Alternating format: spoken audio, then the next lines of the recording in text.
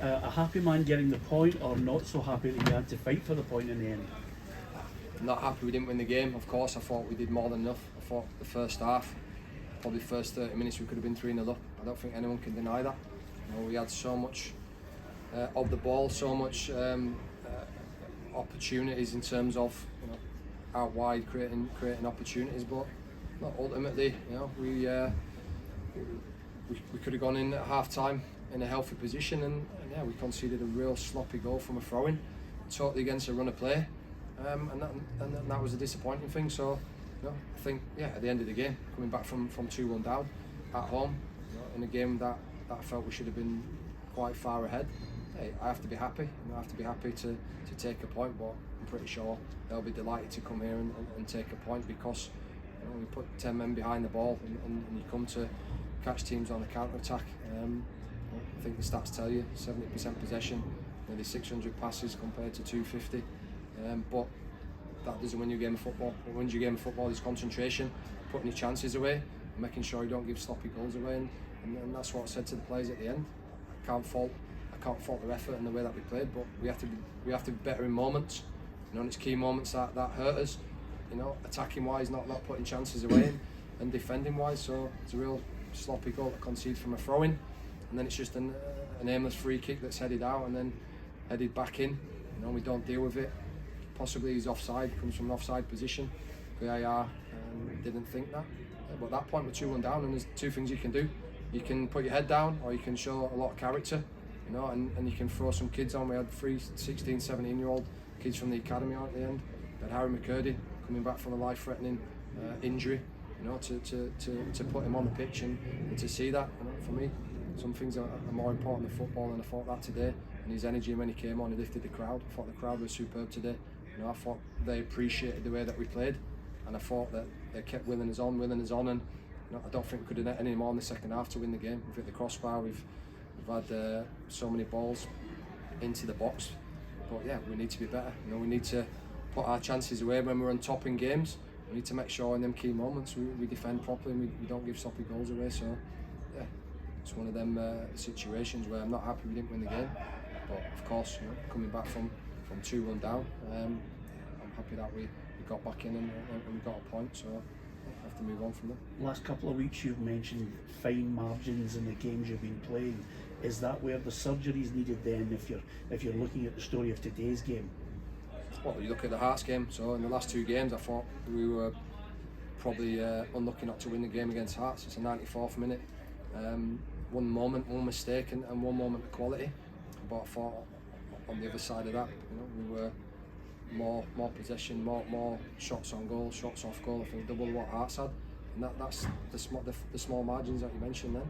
You know, and today, small margins, it's lack of concentration from a corner, you know, and it's just a real sloppy second goal from just an aimless free kick into the box that we didn't deal with. In the second phase, it's you know, headed around in the box, and yeah, we don't get the contact on the ball. But it is about small margins, because I think in a lot of games we've been very, very close, you know, to coming out with maximum points and conceding late goals in that period that we had. Right now is a time for me to reflect on the first half of the season. Lost 1 game at home in 4 months since I arrived at the club, and I think, yeah, when I look back on my time here, there's a lot of progress being made off the field that possibly people they don't see. They see the result in the weekend, and that reflects on me as a manager, and I accept that. You know, so I accept that. You know, we need to be better, and you know, I wanted more points than we've got now. But second part of the season, we have a training camp, mid-season training camp. We have possibility of getting 2 or 3 of the injured boys back, and hopefully bring in a couple of fresh faces. But it's not easy.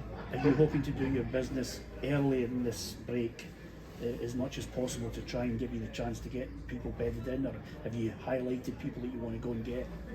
I've highlighted a lot of people that we want to get, a lot of positions where we need to strengthen. I think you can see looking at the squad today, but the reality is, you know, that's not easy to bring them players in. You know, A, you've got to have the budget, you know, and the finances, and B, you know, they've got to be available and willing to come in and ready to come in and make an immediate impact, because what I can't do is bring players in that are not fit, that are not ready, stick them on the bench, and that blocks the likes of Josh Landers, Rudy Molotnikov, Rory Whittaker, Harry McCurdy boys coming back, so I have to make that decision, and it's finding a balance between results and trying to find a couple of players that can come in and make an immediate impact, because that's what we're really working hard to do, and working hard with Brian McDermott and the scouts. Identified plenty, but bringing them in is not easy, because clubs don't want to let quality players go. They want to protect themselves, because it's a big second half of the season coming up, but we'll keep trying, and hopefully we'll bring in a couple during the next couple of weeks. And of course you want to get them in as early as possible to get them into training, especially when the international boys are away as well, so definitely need a couple of bodies. But take the positives today, a lot of young players from the academy, on the pitch at the end, 3 young kids from the academy and Harry McCurdy, so I think we have to look at that, and I have to take a lot out of that, because I think that shows the future of the club is bright, and it's great experiences for them boys as well. Suggesting that Chris Moore's one of those names that you're looking at, Nick. Is there any guidance you can give us on that?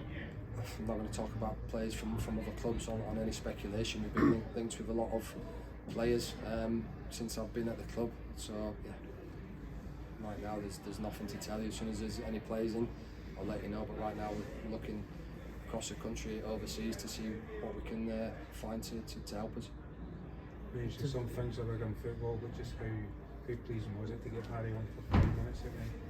Look, if people saw Harry and knew what he'd been through on a daily basis, it's been really emotional today, because we're talking about a kid that maybe didn't know he'd play football again, and he's been up and down. He's had some real down periods, but I've talked to Harry nearly every day since I've been at the club, and he seemed a million miles away, and in the last couple of weeks he's sort of found a new lease of life, and we've had him in a couple of training sessions.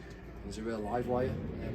Did I want to put him on today for more than 2 minutes? Probably not, but needs must, and I thought he lifted the crowd, and the energy that when he came on, and to see him pressing people at the end and chasing him with a smile on his face at the end, I thought it was an amazing moment for him, and it also gives him a bit of confidence that he can get back into full training now, and hopefully after the break he can be available to make impact off the bench, because I think that's where we've really struggled in this last couple of months, not really having that guaranteed impact off the bench.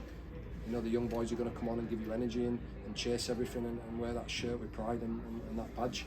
And I thought you saw that today, but I have to balance that with results. But can't fault the boys' performance today. It's 2 sloppy moments. Other than that, I thought we were by far the better team, and we should have won the game. But plenty to improve on. With Harry, though, you've got all the medical updates saying he's fine and he's champion, but is there still a worry in your brain, like, I'm not sure if I want to do this? Look, you have to, at the end of the day, you have to protect Harry.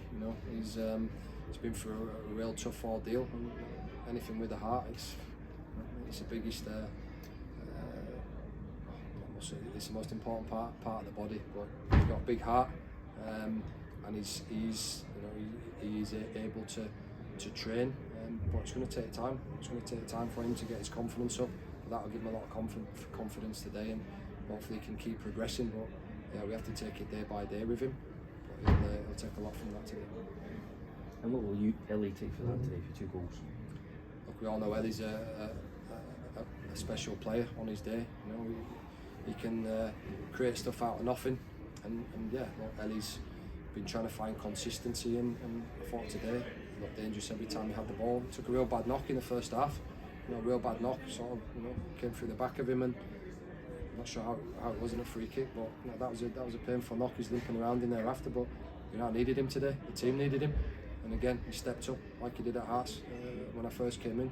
He stepped up, but that's what Ellie can do every game, and he just needs to find that consistency. And I thought today, he was always looking a threat, and he'll take a lot from that as well. And we're hoping for a big second part of the season from Ellie as well. I'll just double check what's the update on Josh Campbell, because I saw he was in his moon boot and broken something or other.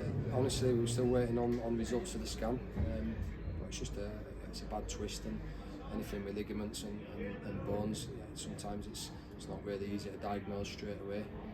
But I think he's off feet for a couple of weeks, and then once it settles down, hopefully it'll just be a case of him doing his rehab with the physios, and probably looking at anything from 4 weeks onwards, but right now I can't give you a definitive answer on that.